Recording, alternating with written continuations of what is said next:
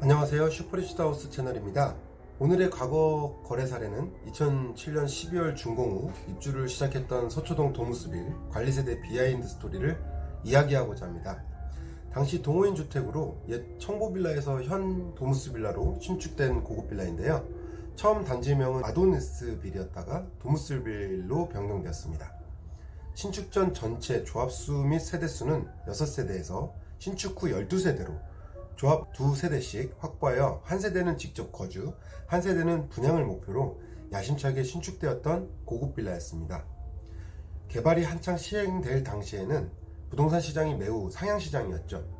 매도자 우위 시장이라고도 하는 그러나 도무스빌이 신축되어 입주된 시기 2007년 12월에서 해를 넘기는 2008년은 IMF 이후 국내뿐 아니라 세계적으로 경제 대공황 위기라는 리먼 브라더스 사태로 금융위기가 닥쳐 시기이기도 하였습니다. 2007년 이후 강남권역 대부분의 부동산들이 시장 거래 가격의 최고 30%에서 40% 이상씩 절삭되는 상황이었습니다. 그래서 직전 호황을 누렸던 부동산 투자 영향으로 가파르게 오르던 가격이 각종 부동산 규제와 금융권 대출 규제 등에 막혀 거래 절벽을 이루며 가치 하락으로 이어지게 되었던 상황이었습니다. 특히나 높은 가격의 전세 임차자들에게까지 영향을 끼치며 경매, 급매, 가치 하락의 매물들이 쏟아지기도 하였습니다. 10억의 시장 거래 가치의 주택들에 전세 8, 9억의 전세 임대되었던 주택들이 가치 하락으로 매매 가격이 8, 9억 또는 그 이하가 되자 선순위의 근저당권 등의 융자 1천만원에서 2천만원 밖에 안 되던 것들이 일부 소유주들의 몰락으로 강제 경매 개시 결정이 되어 경매에 나오기도 하고 실제 전세 임차자들에게까지 피해가 가는 사례가 점점 많아지기도 하였습니다. 이러한 상황에서 조합들의 계획은 실제로 계획대로 진행되지 못하였죠. 이러한 시장 상황에서 준공 입주가 물려있던 고급 빌라 도무스빌 관련 히스토리입니다. 입주 당시 전세 임대로 첫 거래를 이룬 저는 출발 좋게 단지에 좋은 영향을 끼치게 되었습니다. 좋은 고객, 그리고 좋은 임대인, 중개 거래까지 그러한 거래 사례로 소유주분들께서는 조합원들에게 저를 추천해 주셨었죠.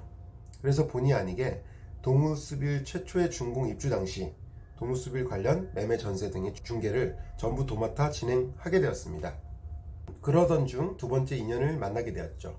당시 조합 소유주분들께서는 이제 한국은 떠나셨지만 저에게 완벽한 중개 거래에 관한 전인권을 주셨었습니다. 그러한 성과로 두 세대 모두를 한 세대는 렌트, 한 세대는 전세로 중개 거래를 드리게 되었고 그때부터 저의 고급 빌라 첫 관리가 시작되었습니다. 거래 이후에도 세대에 어떤 작은 문제라도 생기면 저는 곧바로 찾아뵙고 소유주의 입장처럼 필요한 부분을 충족시켜드리고 문제를 해결해드렸습니다. 그렇게 2년, 4년의 시간이 흐르면서 금융위기의 여파로 인한 거래 절벽과 당시 소유주의 개인적 사정으로 인해 전세 임대 중이었던 세대의 권리관계에 문제가 생기기 시작하였습니다.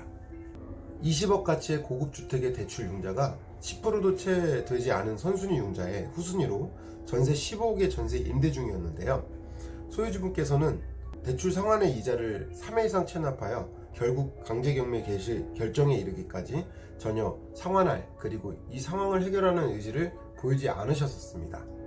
만일 강제경매가 실행되어 매각될 경우 전세 임차자분께서는 전세금의 총액 중 최소 20에서 30%의 손해를 볼 상황이었습니다. 이 모든 중개를 제가 처음 진행했었기 때문에 말 그대로 난리가 난 상황이었죠. 관리자이면서 중개를 했던 저로서는 나름 책임감 있는 행동으로 해외에 계셔서 연락도 잘 되지 않은 소유주와 계속적으로 이를 해결하려 상환 또는 임차인에게 적절한 가격으로 매각하기를 종용하고 절대 이대로 경매로 정리하지 말아달라고 부탁을 거듭드렸었습니다. 사실상 소유주의 도의적 책임을 빼면 소유주는 이미 대출을 받고 전세금까지 확보한 상황이어서 이미 가치 하락으로 17억 이상에 매각하더라도 양도세 등의 비용을 지불하고 나면 남을 것이 없었기 때문에 오히려 경매로 날려버리는 것이 더 편한 방법이었습니다.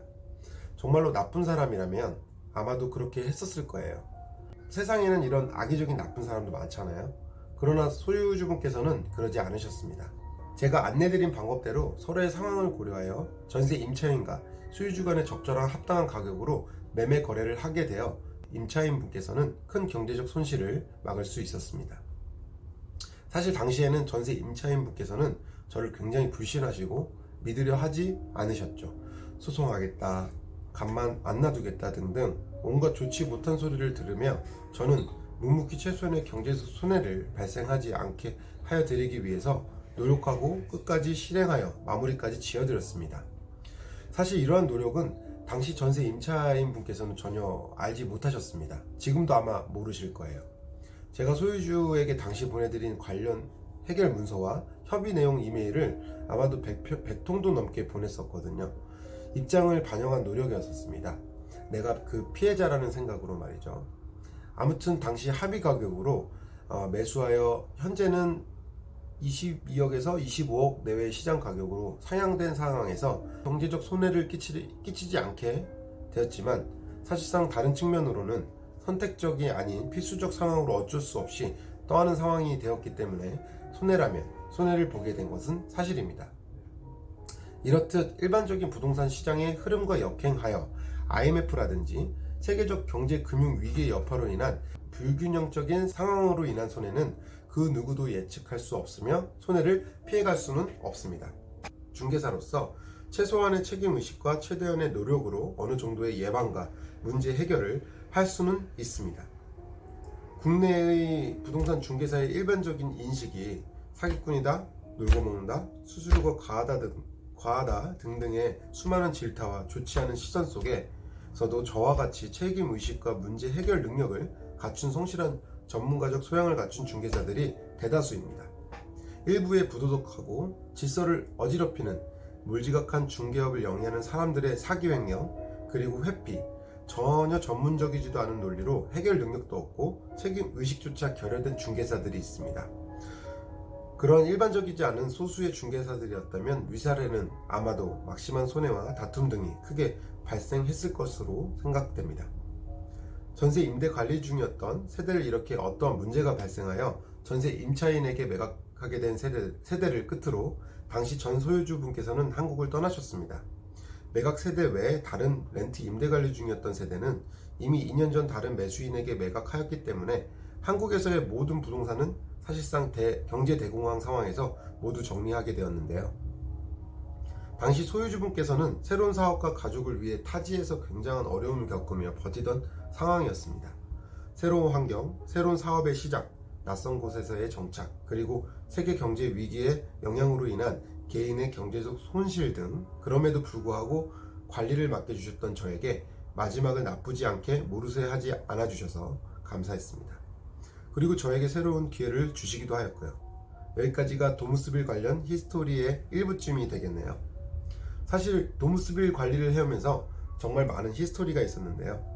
사기꾼 세입자 관리로 인한 곤욕, 명도소송, 임차인의 슈퍼카 6대 주차 시비, 그리고 상견례 날 문제의 세입자 퇴실 정산 등 평생 기억에서 지울 수 없는 히스토리로 가득한 도무스빌 관련 히스토리 2부를 준비하여 다시 찾아뵙겠습니다. 감사합니다.